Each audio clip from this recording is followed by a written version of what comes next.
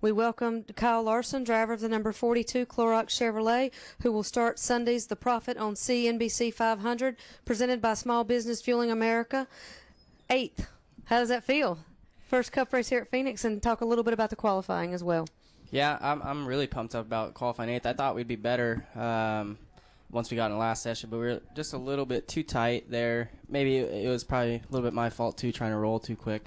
But yeah, it was a good qualifying effort for us. Everybody on the Clorox Chevy did a great job. We rolled off the truck really good. We have a good car and race trim, so yeah, I was feeling really good coming in this race, and I've got two good cars. Our Cartwheel Chevy in the Nationwide Series is good too. So definitely excited about being here in Phoenix, and hopefully we can come away with a good finish on Sunday. Talk a little bit about the qualifying format and your thoughts on that. It was interesting. I didn't know that everybody was going to go out there and coast and cool their engines down. I thought that was pretty weird. I'm sure they'll tweak on it some. It was a little, I don't know, sketchy for other cars that were at speed. I know the 9. I didn't know the 9 was coming, and I was rolling through 1 and 2 on the bottom, and he got close to hit me. So I'm sure NASCAR will tweak on it some and make it a little bit different, but it was exciting. Also joining us, Jamie McMurray, driver of the number 1 Cessna Bad Boy Buggies Chevrolet, who will start Sunday's race 3rd. Talk a little bit about your run out there today and the qualifying format as well. Yeah, our Cessna Chevy was good, like Kyle said, off the truck. Both of our cars, I thought, had been really good in the winter testing we did, and it showed today. So really happy with the car, and the qualifying format is, I felt like I was one of those guys that was exciting for me because I wasn't in. I made another run, and I got in. But like what Kyle said, I think that NASCAR needs to look at letting us cool the engines down on pit road so you can just run full tape the whole time. The whole running around, and everyone's going to do it, that much difference in speed, it's hard to see into turn 1 here, and you don't know if someone's coming. So I think the excitement-wise for me was good, but I think we just need to work on being able to cool the cars down. And I feel confident if you ask everyone who qualified just now, they would have the same opinion of that as what I do. Also joining us, our driver who will start 2nd on Sunday, Joey Logano, driver of the number 22 Shell Pennzoil Ford. Also one of 2 drivers today, along with our pole sitter Keselowski, who broke a track qualifying record with this new qualifying format. So talk a little bit about your run as well as the qualifying format as well. First loser.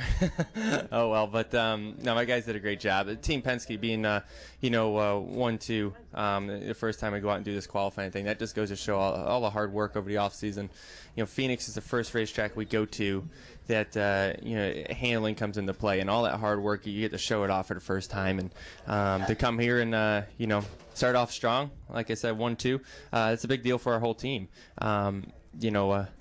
Unfortunately, we won the wrong one. We won the first one, and our teammate got the second one. But either way, we both had a chance to win something today. He just got the trophy and taking the pictures now. But overall, I'm proud of my team. I'm proud of my car I had today. And weather doesn't look too good for tomorrow, so we'll try to tune this Shell Pennzoil Ford in for Sunday, and hopefully put it in there when the big check comes out. All right, we'll open it up for questions. We'll take the first one from Reed, then go to Jeff.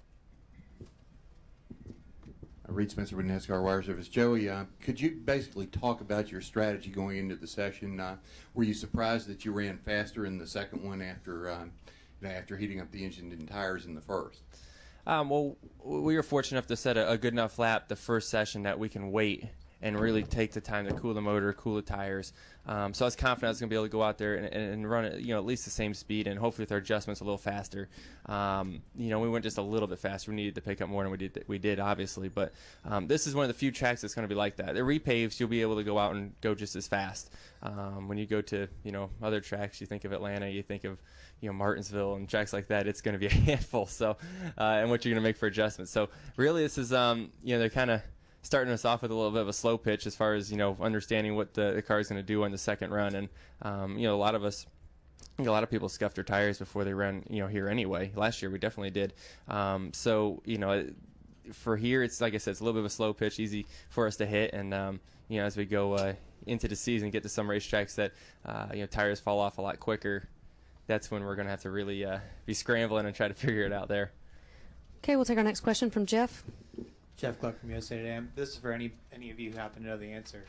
Who was the first car that came up with the idea to run slow around the track? I assume not everybody just showed up thinking, yeah, let's go do that today. I mean, you guys saw somebody else do it? I talked about it before everyone qualifying had the ever idea. started, because that's just, I mean, I think off of when we do normal qualifying runs and you shut the car off at the start-finish line and you coast back to the garage, when you start the car back up, it's had enough time to push air through the radiator that when you start up, it cools down 20 degrees. So everyone kind of already knew that, and I think that would be hard to police on NASCAR's side.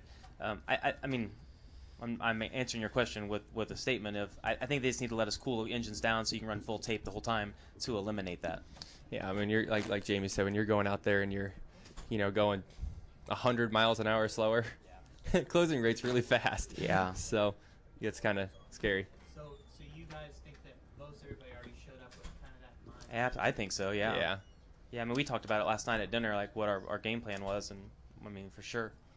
And I think that's why you saw guys go out immediately the first run. Like I couldn't believe how many guys. I thought everyone was going to sit there for 10 minutes, and when they said it's time to go, I mean, everyone took off. It seemed like, and I think they did that anticipating trying to get the car cooled back down to make another run. Okay, we'll take our next question from David. Jamie, when you say, let them be able to cool the cars down, you mean by having the generators out there that allows you guys to do that? Right. Does that solve the yeah. problem? Most of the generators now have the cool down unit built into them, like they're all one piece. So yeah, I think if they let you cool the engine down, you could run the full tape. I mean, I think most of the teams would be on board with wanting to do that anyway, because it's easier to adjust your car knowing that you have full grill tape every run versus, well, it's a little warm this time, we might take a little bit off. So yeah, just having the cool down unit like we have in the garage. And cars will also go out more often. Yeah, it takes so absolutely. long to cool it. If you can cool it in 5 minutes and go back out, there'll be more cars on the racetrack more often making hot laps. I mean, to me, what they're going to start is people buying really expensive batteries so you can run better fans on the radiators to push more air. I mean, I think it'll just save everybody money if we can just do the cool down unit and not have to let teams, like we went and did a test just for this, right? So I think it would just be a cost saver for the teams to just let us cool the engine down.